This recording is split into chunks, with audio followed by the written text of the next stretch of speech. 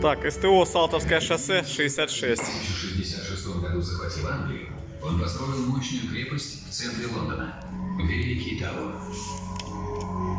Это крупнейшее здание в столице, созданное для того, чтобы король был в безопасности. Англичане – кто здесь главный? Тауэр был построен, чтобы вселить благоговейный страх в лондонцев.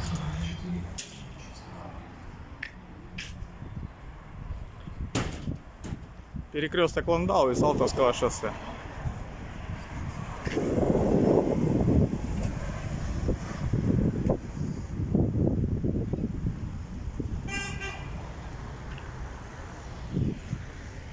Также есть шиномонтаж.